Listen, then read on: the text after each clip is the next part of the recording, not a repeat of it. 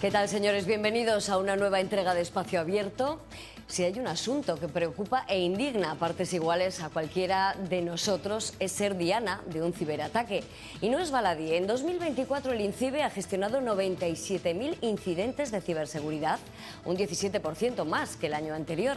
Los más frecuentes, virus que afectan a dispositivos, fraude online o intrusiones en redes domésticas. Bueno, hablaremos de todo ello, pero antes nos ponemos en contexto a través del informe de nuestra compañera Leticia Sánchez. El cibercrimen mueve en el mundo más dinero que el narcotráfico. En España, 1 de cada 4 delitos ya se comete en la red. Los datos robados o filtrados son usados para practicar extorsiones o suplantar identidades. La historia clínica de un paciente puede alcanzar un precio de 1.000 euros en el mercado negro, una tarjeta de crédito entre 5 y 7 euros o un número de la Seguridad Social, 2 euros. En nuestro país se produjeron el año pasado 275.000 incidentes de ciberseguridad, 97.000 de ellos graves, gestionados por el Instituto Nacional de Ciberseguridad, con sede en León. De ellos, 65.000 afectaron a ciudadanos y 31.000 a empresas. Entre los incidentes más recurrentes, con 42.000 casos, el malware, la introducción de virus y otros software maliciosos que afectan a dispositivos, seguidos del fraude online, con 38.000 incidentes a través del phishing. En 2024 los ataques al sector público aumentaron un 190% y entre enero y junio de este año se han registrado más de 4.000 ciberataques a organizaciones a nivel global. Estados Unidos, Canadá, Alemania, Reino Unido, Italia y España son los países más afectados y estos ataques suponen un gasto anual de 10,5 billones de dólares, 6 veces el Producto Interior Bruto de España. El incremento constante de los ciberdelitos ha llevado a las empresas a aumentar en más de un 62% el presupuesto dedicado a la ciberseguridad y en España hay 180.000 profesionales dedicados a este sector, aunque harían falta al menos otros 40.000 más. En el mundo, el Foro Económico Mundial estima que hacen falta 4 millones de expertos adicionales. En Castilla y León ya hay una cátedra de inteligencia artificial especializada en ciberseguridad en la Universidad de Salamanca, porque el sector también genera ganancias. En este año 3.000 millones de euros, el triple que hace 7 años. Esta misma semana ha sido la Textil Mango una de las empresas atacadas. En Castilla y León, miles de datos de educación quedaban expuestos en un ciberataque que se producía en el mes de junio. Y la inteligencia artificial está ayudando a que los ciberataques sean cada vez más difíciles de detectar. Según el CIS, el 47% de los españoles asegura haber estado expuesto a un ciberdelito, pero el 60% carece de conocimientos sobre seguridad y protección de datos personales. Bueno, oímos hablar de phishing, de malware y nos suena a chino, pero sin embargo todos hemos podido ser objeto de estos ataques. Afortunadamente está con nosotros una de las mayores expertas en ciberseguridad en España, periodista especializada en esta materia y quien nos va a ayudar seguro a entender este mundo que nos genera mucha desconfianza. Mónica Valle, bienvenida y gracias por aceptar la invitación de Castilla y León Televisión. Muchísimas gracias a vosotros. Bueno, lo que nos preocupa es precisamente eso, si somos víctimas constantes de este tipo de ataques y no lo sabemos, o si hay un perfil determinado para que sean objeto de esos ataques. La verdad que todos podemos ser víctimas de esto. Yo misma, de hecho decías que yo soy una de las mayores expertas, me encantaría serlo, no lo soy. Simplemente pues soy una de las divulgadoras, que es verdad que me dedico a esto desde hace muchísimos años y he ido viendo la evolución de los ciberataques y de las víctimas, que cada vez son más y somos más. Cualquiera de nosotros, tú y yo, podemos ser víctima. No hay un perfil, sino que todos. Pequeñas empresas, grandes empresas, usuarios anónimos o no tan anónimos, todos lo somos. Entonces, por eso todos debemos tener esa cultura de ciberseguridad que hay que potenciar desde hace años, que yo creo que está mejorando mucho, pero queda camino por recorrer. Y ahora con la inteligencia artificial que está cambiando un poco las cosas, todavía tenemos que entrenar un poco más el ojo, la verdad. De todas formas, ¿cuál es la vía más fácil para llegar a nosotros y recibir esos ataques, ser víctimas? ¿El móvil, el ordenador, el correo electrónico? Es decir, ¿dónde es la vía, cuál es la vía más directa para esos ataques? De las principales, Marisa. Habitualmente el ordenador, a través del correo electrónico, era lo principal, sobre todo hace unos años, pero cada vez más a través de los dispositivos móviles. ¿Por qué? Por la sencilla razón de que los tenemos siempre en la mano, ¿no? Y de que también hay cierta conciencia o percepción de que a través del dispositivo móvil, del smartphone, no nos va a pasar nada, que nos puede llegar un SMS o un WhatsApp o una llamada, y eso no es tan grave como un correo electrónico a través del cual nos podemos descargar algo malicioso. Tenemos esa percepción, pero no es verdad, porque los ciberdelincuentes, como lo saben, han estado desarrollando muchos ataques específicos para los dispositivos móviles, a través de WhatsApp, a través de SMS, a través de llamadas telefónicas, que muchas veces bajamos la guardia, pensamos que nos llaman y que no va a pasar nada, pero a través de ahí entra la denominada ingeniería social, que básicamente es manipulación, y con ciertos datos que consiguen de nosotros, muchas veces a través de ciberataques anteriores o de bases de datos que tienen ellos, pues consiguen manipularlos y conseguir lo que quieren. ¿Qué quieren? Más datos nuestros o directamente conseguir los datos de la tarjeta de crédito o incluso ir más allá. Hay mucho de qué hablar, ¿eh? Hay mucho de qué hablar, Mónica, pero bueno, hemos querido conocer a quienes por un lado nos ayudan a dar respuesta a los incidentes de ciberseguridad que sufrimos y por otro a quienes persiguen a estos ciberdelincuentes tan sofisticados y que tanto daño moral y económico puede infligirnos. Es un reportaje de Ana Rayaces y José Bermúdez.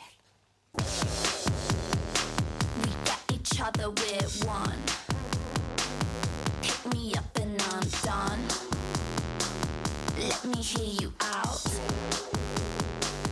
'cause I feel you so strong, yeah, I feel you so strong, let me hear you so strong. Me han pedido infinidad de cosas, prometiendo buena cuantía económica, también por eso, ¿no? Entonces, la delgada línea de la ética.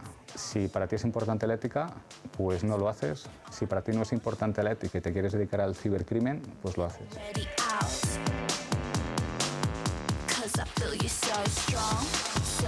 Si piensas que no te van a atacar porque consideras que no eres nadie, entre comillas, sí que tienes algo que nos interesa. Bueno, a mí no, a los cibercriminales, ¿no? Que son tus datos. Hoy en día estamos en una sociedad donde los datos valen mucho y el principal objetivo de los cibercriminales es precisamente los datos, porque detrás hay un fin económico, claro, hay un objetivo económico detrás de cualquier ciberataque.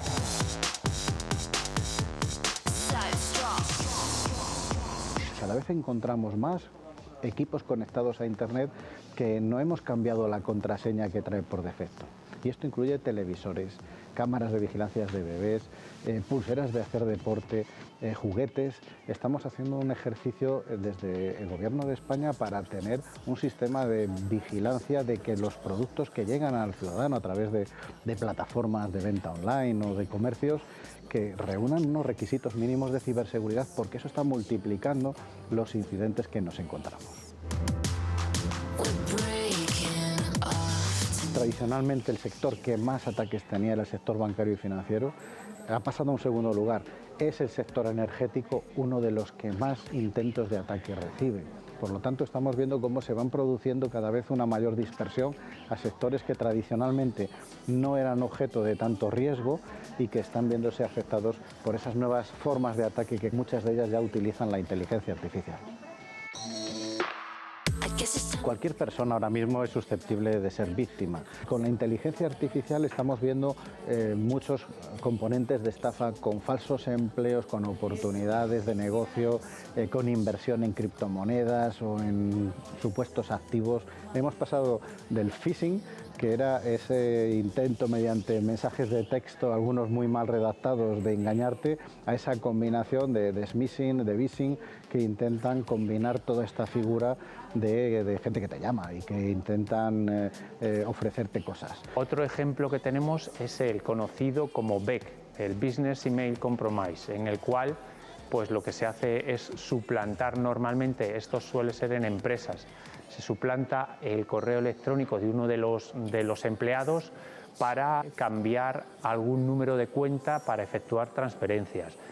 De esto, bueno, pues hemos tenido casos muy llamativos. Por ejemplo, hemos recibido una denuncia por valor de 7 millones de euros y esta misma mañana otra por cerca de 8 millones de euros, es decir, que hemos recibido denuncias muy llamativas.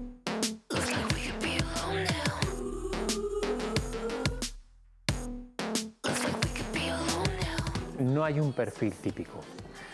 Tenemos perfiles de todas las edades, desde personas mayores hasta personas muy jóvenes. Lo único es que el tipo de estafa sí varía, ¿no? Por ejemplo, con personas mayores sí solemos recibir estafas relacionadas con el hijo en apuros, esos mensajes de WhatsApp solicitando dinero para hijos, y en personas jóvenes pues muchas relacionadas con falsos trabajos en TikTok, pero hoy en día no hay un perfil de edad, digamos, que esté menos expuesto a los fraudes.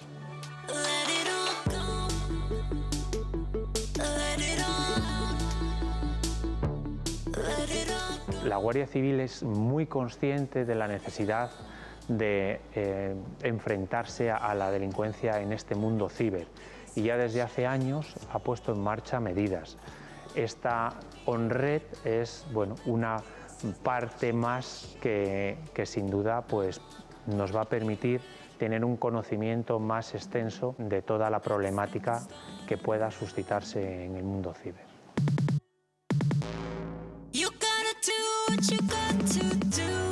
Las características básicas que tiene esta unidad son la inmediatez que nos posibilita en el inicio de las actuaciones. Gracias a ello, pues hemos podido bloquear más de 2.200.000 euros de activos en beneficio de las víctimas, lo cual es algo, pues francamente, muy positivo. Cualquier persona que tenga un smartphone que sepa, si no lo sabe ya, que tiene una máquina con un montón de información de carácter sensible o personal que está conectada a Internet y que es susceptible de ser atacada.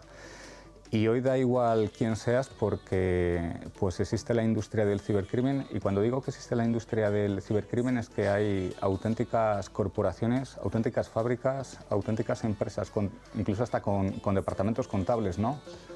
Porque hoy por hoy el cibercrimen pues es la principal fuente de ingresos, ¿no?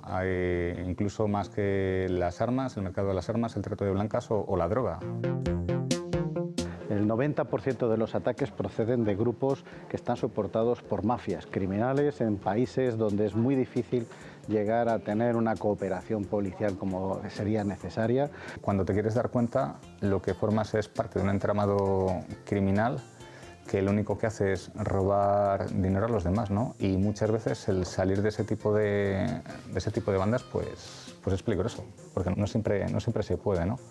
¿Desde dónde lo pueden hacer? Pues gracias a la tecnología que tenemos, desde cualquier parte, ¿no? Y intentar saber desde dónde se ha hecho un ciberdelito hoy en día, atribuir la auditoría en Internet de algo a alguien, cada vez es muy complejo. Y además es complejo por la tecnología, pero también es complejo porque a nivel mundial no hay una legislación a nivel mundial o a nivel global que nos proteja, ¿no?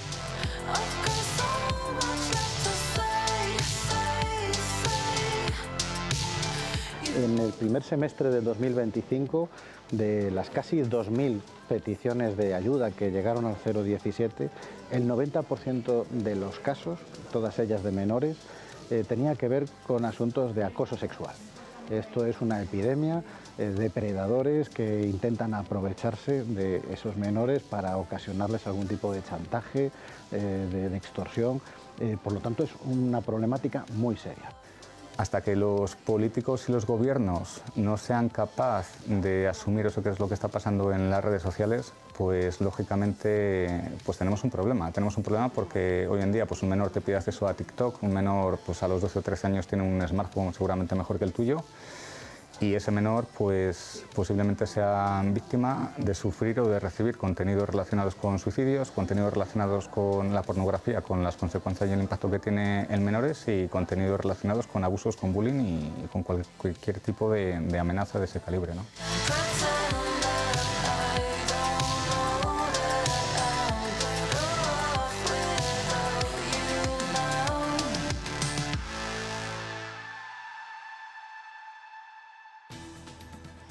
Bueno, Mónica, esto casi estremece Eso pone los pelos de punta. Sí, la verdad que sí. Estamos en el momento en el que podemos estar a la par de los delincuentes, porque siempre se dice, este tipo de delincuentes siempre van 3 pasos, 100 pasos por delante de la policía, de la Guardia Civil. ¿Estamos ya más parejos en esa persecución del ciberdelincuente? Es una carrera desigual. Tenemos muchísimo talento, tanto expertos de ciberseguridad, empresas que ponen las soluciones, las fuerzas y cuerpos de seguridad del Estado. Lo hemos visto en el reportaje magnífico que habéis hecho, que de verdad que son maravillosos, se hacen todo lo posible. Pero ¿qué ocurre? Que los ciberdelincuentes, claro, son muy creativos, tienen muchos recursos, porque como ha explicado Amador, es que realmente son empresas, son corporaciones, tienen muchísimos recursos, recursos es mucho dinero también, y recursos técnicos, son muy buenos técnicamente. Si se dedicasen al bien, Marisa, sería toda una maravilla, pero se dedican al mal porque es realmente lucrativo. Entonces es muy difícil. La investigación es complicada porque, como también han explicado, encontrar realmente dónde están, de dónde ha salido este ciberataque es muy difícil. Luego también se van moviendo, no solamente en Internet, sino físicamente, y es realmente complicada la investigación, luego esa cooperación internacional, etcétera. Entonces, no es que vayan ni por delante ni por detrás, es que es una carrera desigual, y ahora todavía más vamos a distintas velocidades, ¿no? Bueno, habéis comentado tanto los expertos, también tú al principio, que todos somos posibles, potenciales víctimas de estos ciberataques. No sé si hay un entramado, este entramado corporativo de estudiar sociológicamente las debilidades de empresas, de las personas, de los países. ¿Saben cuáles son nuestras debilidades para atacar por ahí?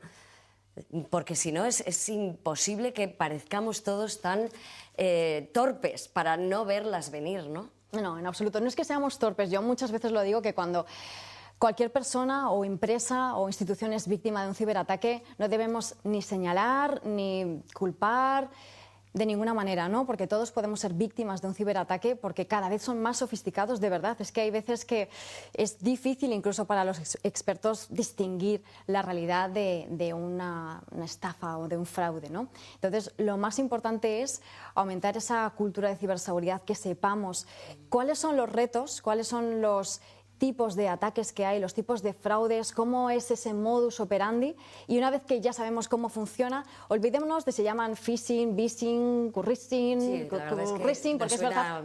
Claro, nosotros... Como decía yo, ¿no? Normal, a mí me pasa, ¿no? Porque digo, ojalá poder eliminar todos estos términos y poder hablar de una manera más cercana, de tú a tú, porque al final la sociedad lo ve como algo tan oscuro, lejano, complicado, pues que es como una barrera más. Esto no me interesa, ¿no? Y es al contrario, debería formar parte de nuestro día a día para así poder estar un poco más alertas y evitar ser la víctima, ¿no? Decía yo lo de las debilidades, Mónica, porque a lo mejor es un ataque masivo y aleatorio, pero ¿por qué saben que yo tengo un hijo y que puede decirme que ha perdido el móvil y que necesita dinero? ¿O por qué sabe alguien que nos llama y nos ofrece trabajo que estamos en el paro? Es decir, ¿por qué? Vale, hay dos tipos de ataques, simplificando muchísimo. Sí. Pero están los ciberataques masivos, en los cuales se lanza, por ejemplo, un ataque de phishing, que es esa suplantación de identidad, que pueden suplantar a correos, a la DGT, a la Seguridad Social, que puede llegar un SMS, un correo electrónico o un WhatsApp, lo que sea, ¿no? Suplantan la identidad de una empresa o de un organismo. Lo envían masivamente a la base de datos que tengan, que lo han ido consiguiendo a lo largo del tiempo, o comprándola o como sea, pero son a lo mejor cientos de miles de emails. ¿Qué ocurre? Que al final, pues todos somos clientes de alguna empresa energética, por ejemplo, o mucha gente pues tiene un vehículo y la DGT, pues la mayoría pagamos a Hacienda, ¿no? Pues la Hacienda, si nos envían ese correo electrónico, pues nos asustamos. Entonces, se basan en temas que son masivos, que además nos llaman la atención, que suelen tener un asunto urgente. Oye, no has pagado una factura, oye, tienes que pagar una multa, oye, cuidado con esto, etcétera, ¿no? Entonces tienes tu paquete retenido en aduanas. Es claro, y claro, tenemos toda la casuística. Además, no te preocupes, Marisa, que para recuperarlo solamente tienes que pagar 5 euros, y eso no es nada para recuperar tu paquete. Entonces, mira, no te preocupes, aquí tienes tu formulario, pon tu nombre, tu apellido, pon tu número de la tarjeta de crédito y pon ese PIN de la tarjeta de crédito para poder pagar. Y una vez que pongas todos tus datos, no pasa nada. Claro, esa pasarela de pago o esa web a la que lleva el enlace normalmente de estas suplantaciones de identidad parece idéntica a la original. Parece de la DGT o parece de Correos o parece de esa empresa a la que has comprado el producto, pero no lo es. está clonada, es muy similar, pero si nos fijamos en los detalles veremos que no es exactamente la URL o que hay algo que falla, ¿no? ¿Qué pasa? Que una vez que ya hemos dado esos datos, pues acabó, ya los tienen los ciberdelincuentes. Se basan en esa vulnerabilidad que tenemos como personas que nos fiamos, nos gusta confiar, pero lamentablemente es que en Internet debemos ser algo más desconfiados. En todo caso, sí que es verdad que se aprovechan de la vorágine de vida que llevamos y, claro, casi reaccionamos ante un correo, ante una llamada, sin pensar, sin reflexionar y parar y decir, vamos a ver, vamos a intentar saber si esto es real o no. ¿Ese es el error que cometemos en general? Absolutamente, sí, porque vamos con mucha prisa. Vamos con mucha prisa, recibimos una llamada que debemos contestar enseguida y claro, imagínate que es una llamada que recibes que dicen ser de tu banco, de tu entidad bancaria y te dicen, oye, ha habido un cobro, un pago extraño, oye Marisa, necesitamos que nos digas tus coordenadas o que nos digas tu PIN para poder acceder y hacerte una cuenta adicional de seguridad para solucionar esto, porque como no lo hagamos ahora, entonces tú das todos tus datos pensando que efectivamente es del banco, es que además, es que probablemente ese número de teléfono que te ha llegado te pone que es del banco, te pone que es de tu banco, porque son capaces de hacer también esa suplantación de los propios números de teléfono. Entonces, ahí lo que hay que hacer es verificar, desconfiar un poco y verificar, decir, oye, mira, esto que me estás diciendo es importante, voy a hacer una cosa, te voy a colgar y voy a llamar yo al banco directamente. Esto, sea lo que sea, ya sea el banco, cualquier entidad, ya sea una llamada de teléfono o ya sea ese correo, ese SMS que te ha llegado, lo que sea, voy a verificar por otra vía. Voy a llamar por teléfono si me han escrito un email, o voy a escribir un email, o voy a buscar en Google la dirección, o voy a buscar el teléfono que aparece oficial para llamar yo y verificar. Porque si no, si algo es demasiado urgente, raro, rápido...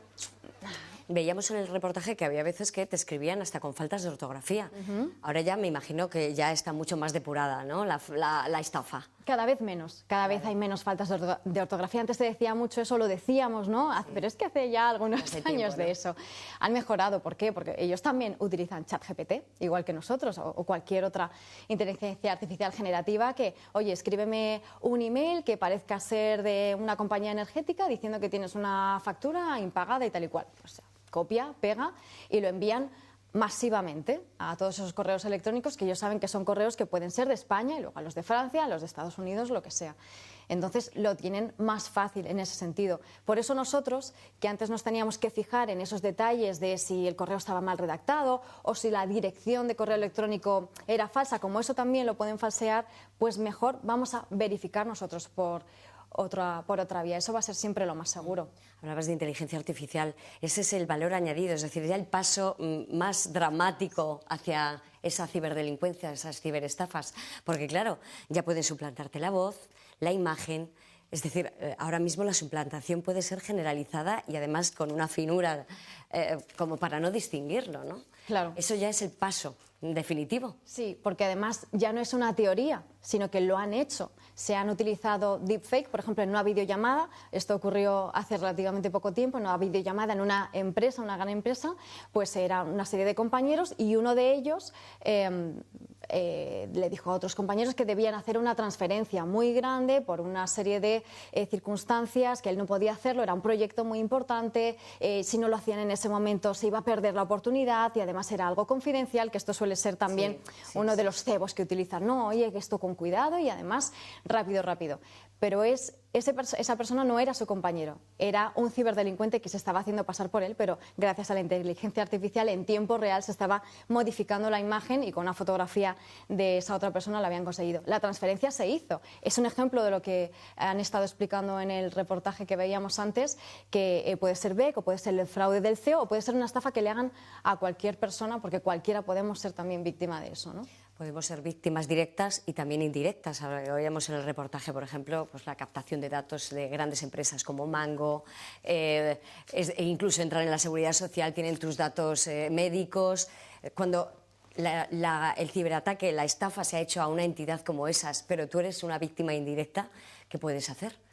Claro, aquí estamos dependientes de las empresas, de las entidades que tienen nuestros datos. Y además es que tienen el deber de custodiarla. Está el Reglamento General de Protección de Datos, que entró en vigor en 2018, se ha avanzado muchísimo desde entonces y las empresas tienen el deber de proteger los datos que tienen nuestros, porque si los tienen, tiene que ser para algo, es decir, si no tienen una utilidad, los tienen que desechar. Y además nosotros como usuarios hemos adquirido también más derechos sobre nuestros propios datos, ¿no? Que eso es interesante porque si no queremos que los tengan, pues les podemos decir que lo eliminen. Solamente deberían tenerlos si somos unos clientes actuales de esa empresa o de esa entidad, porque tienen que tenerlos para esa relación comercial. Si no, no deberían tenerlos, porque antes se mercadeaba muchísimo con los datos, eso era una auténtica locura, pero ha cambiado bastante. ¿Qué pasa? Pues que sigue habiendo problemas. Las grandes empresas también son susceptibles de ser víctimas de ciberataques porque es muy complejo defender. Aunque hagan sus deberes, hay veces que ocurre.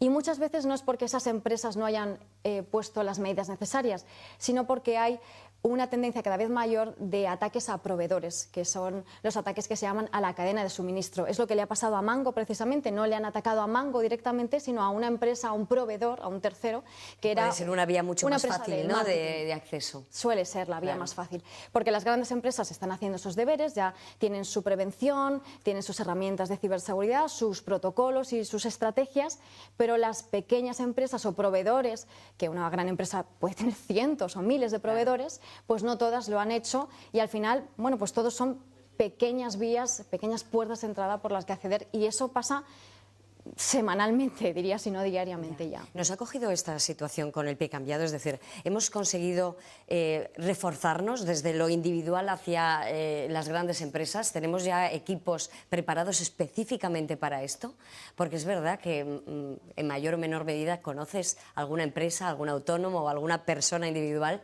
que ha sufrido este tipo de ataques. Siempre. ¿Estamos ahora preparados? ¿Nos hemos concienciado? Sí, yo creo que ya todos podemos conocer o conocemos a alguien que ha sufrido algo así, ya sea una estafa bancaria o ha recibido algún tipo de intento de fraude. Solamente con el intento todos absolutamente lo hemos recibido. Yo creo que ha cambiado mucho. Hubo un pequeño punto de inflexión con WannaCry, que fue un ciberataque que afectó a grandes empresas en España y en el resto del mundo. A partir de ahí muchas grandes empresas ya pusieron más medidas. Luego la legislación también ha cambiado mucho. En España tenemos mucha legislación, por no meternos en esto, que sí que es otro mundo al margen, pero hay mucha legislación alrededor de la ciberseguridad. Las empresas de por sí ya quieren hacerlo, no necesariamente tiene que haber una legislación para ello, pero sí que establece unos mínimos, ¿no?, requisitos para que lo hagan. Entonces todo eso ha ido sumando. Yo creo que en la calle y los usuarios cada vez hablan más de esto. Fíjate, en el apagón que hubo hace unos meses, recuerdo que escuchando la radio, que qué suerte que teníamos la radio, ¿verdad?, disponible, pues estaba escuchando Alsina y de las primeras cosas que decían era, oye, ¿esto puede ser un ciberataque? Ellos mismos lo decían. Y hablabas con la gente, hablaba con vecinos y preguntaban, es verdad que en mi caso pues saben que me dedico a esto, ¿no? Pero la gente pensaba, oye, la cuestión, ¿puede ser un ¿no?, ciberataque? ¿Cómo es posible que en 2025... lo primero que se nos ocurra para un apagón, que es algo increíble, ¿no? O sea, pensar que un apagón puede ser producido por un ciberataque, ojo, no es cualquier cosa. Claro. No es cualquier Estamos cosa. absolutamente expuestos. Yo lo pensé y digo, no, esto la verdad es sin saber, pero digo, esto es muy difícil que sea por un ciberataque porque realmente es algo muy masivo, muy grave como para que lo sea. Ya tiene que, ahí hay un tema geopolítico muy grande, ¿no? Pero sí, fíjate, lo que ha cambiado hace unos años. Hay un apagón y yo creo que no hubiese sido lo primero, ¿no? Ha cambiado, sí. Porque se nota el temor entre la gente. Sabemos, preguntamos qué tenemos que hacer, sabemos qué hacer, porque claro, el móvil es un arma absolutamente letal en estas cuestiones. ¿Cuánta información puede tener un móvil de cualquiera de nosotros? Toda, absolutamente toda. Hace unos años también cambió un poco la percepción, yo creo, Marisa, por estas informaciones que fueron saliendo de que el móvil nos espía, ¿no? Y decía la gente, oye, es que yo estaba hablando de que me iba a ir de viaje a Roma y al día siguiente me salen anuncios de viajes a Roma. ¿Cómo es posible? ¿Me está espiando mi móvil? Bueno, pues sí, pues no. Es cierto que nos están escuchando. Simplemente si tienes activado tu inteligencia artificial o tu Siri o Google o lo que sea, pues te está escuchando porque está esperando a que le digas, oye, ayúdame a esto o añade esto al calendario, pregunta esto otro. Entonces, sí, claro que escuchan si tú lo mantienes activado. Si mantienes desactivado esa opción de escucha, no es que escuchen, pero sí que en el día a día vamos haciendo pequeñas cosas con el móvil, como lo tenemos todo el día en la mano, y sin querer a lo mejor has hablado, has preguntado o has escrito simplemente en Google algo relacionado con Roma y por eso luego aparecen esos mensajes.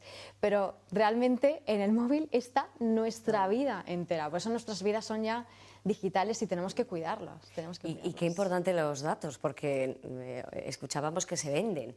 Hay mercados negros de datos.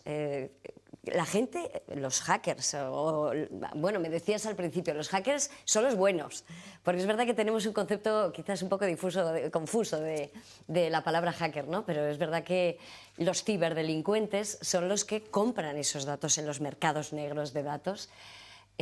¿Cuánto dinero se puede hacer, ¿no? con estos datos, manejando estas informaciones? Muchísimo, y es difícil saber exactamente cuánto. Hay muchos informes anuales, mensuales, las empresas de ciberseguridad constantemente lo están haciendo, las entidades, ¿no? Y es difícil saber realmente cuánto, porque es un mercado lógicamente sumergido, ¿no? Pero si hablamos de la dark web, donde se están vendiendo y comprando este tipo de datos, son mercados como puede ser un Amazon, tan sencillo como eso, pues voy a elegir cuáles son las tarjetas que quiero, de qué país, si son de crédito, de débito, si son prepago, etcétera, ¿no? Eso existe y de hecho yo trabajo también con empresas del sector bancario, financieros, con sus equipos de antifraude que trabajan muy duro, de verdad muy duro contra esto. Ellos son los primeros interesados, para ellos y para sus clientes, por supuesto, y tienen equipos que están constantemente buceando y monitorizando la dark web para ver qué es lo que pueden hacer contra eso, y no deja de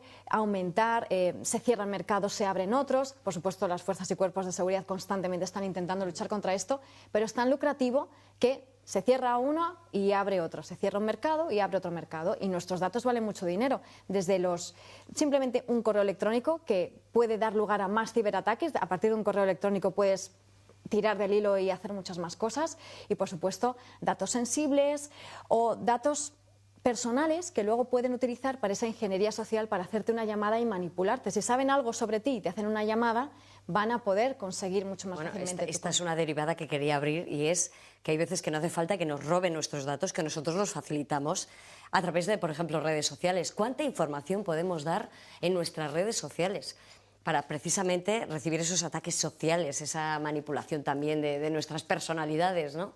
Sí. Ahí se lo estamos poniendo muy fácil. En bandeja, se lo ponemos en bandeja. Saben cuándo estamos de vacaciones, cuándo no, con quién estamos. Claro.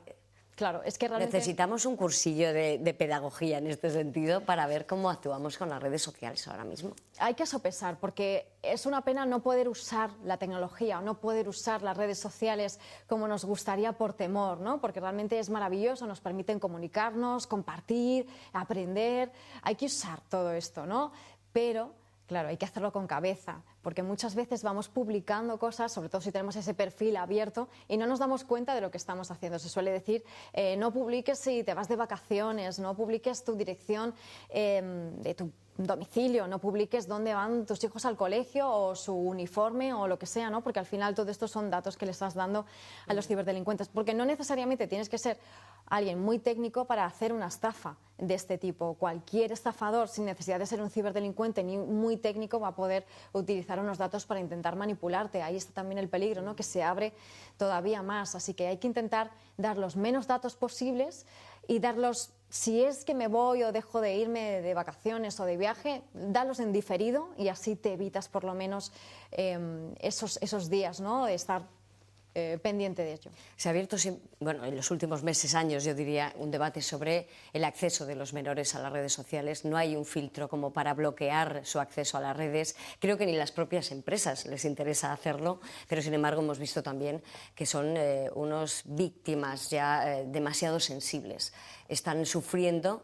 Y no sé si, ya no digo los padres, pero sí la sociedad puede poner coto a ese acceso y a esa situación de peligro que están viviendo a diario, cada minuto, nuestros pequeños, ¿no? Sí, a mí me parece uno de los temas más importantes que hay que tratar como sociedad, porque yo creo que es un desafío de todos, de las empresas, de las redes sociales, por supuesto de la legislación, de los gobiernos y de nosotros. Sí. Como sociedad, como personas, tenemos que remar todos en la misma dirección, porque esto ya sí que es un tema que no es, oye, me han robado el dinero, que es gravísimo, es ya un paso más el que no podemos permitir que siga pasando. Entonces hay que proteger a nuestros menores y todos debemos estar concienciados con ello. tener información es fundamental. Lo que estáis haciendo de divulgar es fundamental, que la gente sepa qué es lo que puede llegar a pasar, porque a través de redes sociales está habiendo casos de ciberacoso constantes, o casos de ciberbullying, o casos también de grooming, que es decir, que un adulto intentando manipular a un menor. Eso pasa constantemente. La policía y la Guardia Civil están ya hartos de este tipo de casos y, de hecho, ellos dan muchísimas charlas en colegios, en institutos para divulgar y para comunicar y concienciar sobre esto a los menores. Pero los padres, tutores, profesores y toda la sociedad, cuanto más informados estemos, mejor para detectarlo e intentar solucionarlo. Es muy importante en casa mantener una conversación abierta sobre esto con los menores, que sepan qué es lo que puede pasar y que sepan que si ocurre cualquier cosa, que no pasa nada. Que nos lo cuenten, que no hay vergüenza, aquí no pasa nada. Por eso digo de no señalar nunca a ninguna víctima, porque lo más importante es que lo cuenten para poder solucionarlo cuanto antes mejor. Yo me pongo en el lado de los padres. Esto, claro, ya viene de muy atrás. Recuerdo el famoso control parental, que evidentemente tú, hasta que entendías un poco cómo hacerlo, ellos ya iban por detrás y vamos, que te lo levantaban porque saben mucho más que nosotros. Es muy difícil que los padres podamos poner filtros o límites a su acceso a las redes, a Internet, porque saben mucho más que nosotros. Yo creo que son interesantes los métodos tecnológicos, es decir, es interesante tener ese filtro, más que filtro, pues aplicaciones que puedan bloquear ciertos accesos o que a lo mejor se limiten el tiempo, ¿no? Es interesante también retrasar lo máximo posible el acceso al dispositivo personal, ¿no? A lo mejor pueden coger el del padre, el de la madre, pero que no tengan su propio dispositivo hasta que se pueda, ¿no? Que esto yo entiendo que es una conversación y una negociación en las casas a nivel familiar, lógicamente, ¿no? Pero una vez que se tenga ese dispositivo, que se tenga acceso al dispositivo de manera ya diaria, es muy importante que entiendan qué es lo que puede pasar, que entiendan que existen esos riesgos, porque saben manejar la tecnología, por supuesto, y muy bien. Y les vas a dar un dispositivo móvil, no van a necesitar que le hagas un cursillo. Pero no saben los riesgos, no los conocen y son muy inocentes. Pero son muy inocentes porque todos lo somos en realidad. O sea, en Internet, claro, ¿cuántos años lleva Internet con nosotros y la tecnología? Muy poco. Nuestro cerebro no está diseñado para esto. Está diseñado para que tú vas por la calle y ves un peligro, veías un depredador y salías corriendo. Ahora ves un coche y te paras y no cruzas la calle. Pero en Internet, ¿qué estás viendo? Una pantalla, unos colores, unos sonidos y movimientos, y que encima es todo muy atractivo para que cuanto más tiempo estés ahí, mejor.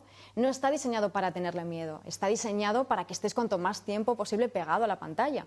Entonces, claro, los menores tienen esa interacción, cada vez más adicción, y además no entienden los riesgos, no entienden que detrás de un perfil que dice ser, puede ser otra persona, puede ser un adulto o puede ser alguien intentando manipular. Y cada vez se está aumentando más, lamentablemente, estafas que se basan en el chantaje de, oye, mándame una foto, mándame un vídeo, no pasa nada, esto es entre tú y yo, oye, venga, anda, que no seas rollo, envíame esa foto, envían fotos. Se intenta también decir que hablemos con nuestros hijos, que no metan el móvil en el baño, que se olviden de los selfies y demás. Es decir, no meter miedo como tal, que tampoco es necesario que tengan miedo, pero sí que le tengan respeto e información, desde luego. Cierto.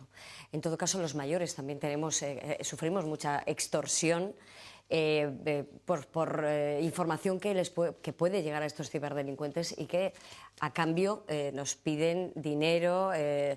¿Cómo se pone coto a eso? Es decir, es mejor abrirse y decir, mira, sí, he hecho esto, me está pasando esto y ¿qué tengo que hacer? Claro, porque la parte fácil es, intento tapar todo, esto me han pillado, pero no sé qué hacer, voy a pagar. Es muy complicada esa situación también, ¿verdad? Es muy complicada. Cuando estás en esa situación, se te viene el mundo abajo.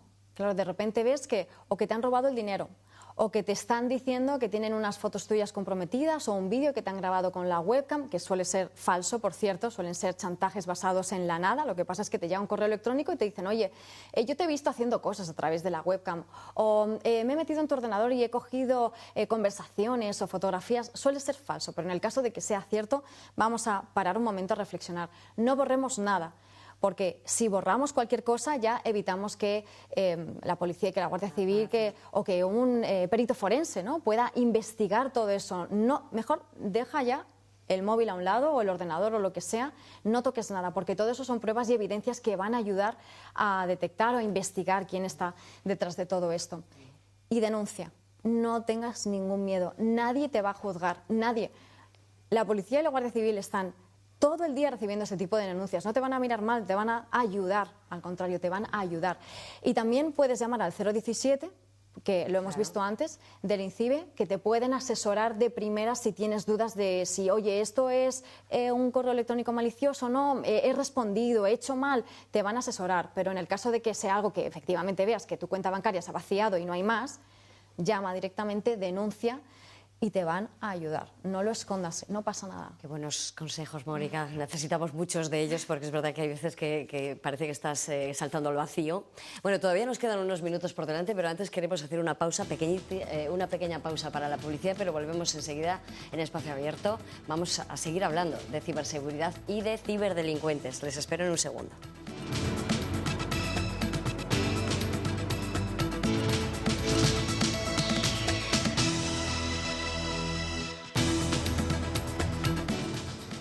Retomamos Espacio Abierto. Saben que hoy estamos hablando con Mónica Valle, con una periodista absolutamente especializada en ciberseguridad. Nos está dando muchas claves sobre cómo actuar ante estos posibles ataques que todos podemos recibir.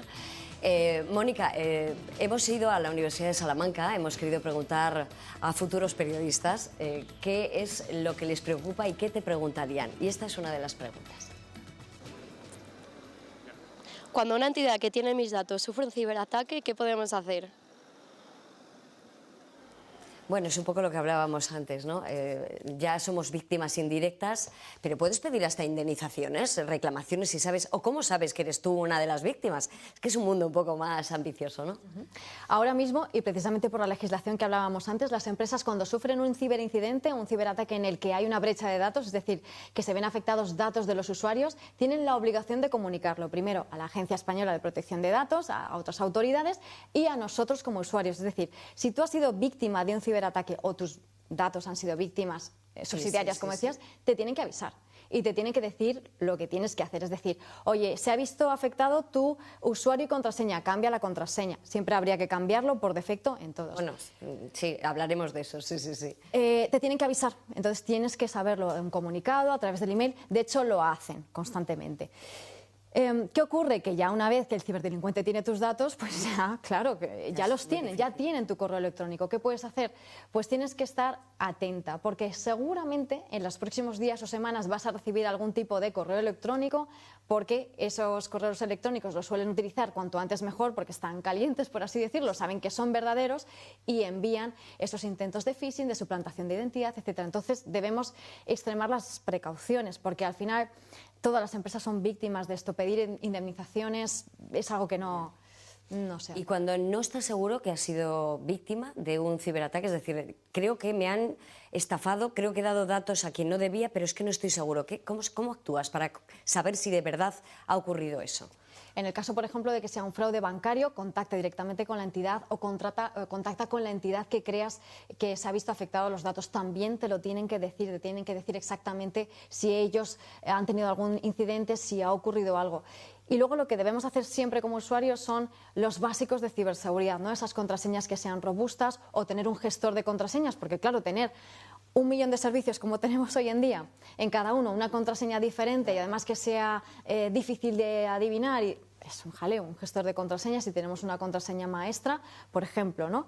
Y luego lo que es muy interesante siempre, Marisa, es tener un doble factor de autenticación. Es decir, ese SMS que nos llega o que tenemos que introducir el código que nos llega a una app de autenticación. Sí, que te remiten un mensaje para eso que siempre introduzcas alguna cifra. Siempre, porque es un doble factor, una doble capa de seguridad. Y si alguna vez consiguen tu usuario y contraseña, tu dirección de correo electrónico y tu contraseña, pues vas a tener ese doble factor y no van a llegar a tu cuenta. A no ser que te manipulen y que te llamen por teléfono y que te pregunten por ese doble factor. Así que mucho ojo, ese doble factor no se lo damos a nadie, pero ni a nuestro banco ni a nuestra madre. Vamos. En todo caso, si te mandan un SMS con esa autenticación doble, ahí queda. ¿La tienes que borrar de inmediato o la dejas ahí? Son temporales. Son temporales. Son temporales. Vale. Normalmente duran 1 minuto, 5 minutos, lo que tengan ellos desarrollado, pero no se van a poder reutilizar nunca. Bueno, vamos con la segunda pregunta. ¿Hay alguna manera de comprobar si nuestros datos están en el mercado de los ciberdelincuentes? Muy interesante la pregunta. Hay una página web que se llama Have I Been Pwned? Es complicada, te la tendría. Sí, hay que rotularla. Os lo digo para que... Sí. Have I Been Pwned, es decir, he sido atacado en inglés. Entonces, ahí en esa página web puedes introducir tu correo electrónico o tus correos electrónicos, que la mayoría tenemos varias direcciones de correo electrónico, pues la corporativa, las personales, etcétera, y ahí te dice si esa dirección de correo electrónico se ha visto afectada por alguna brecha de seguridad.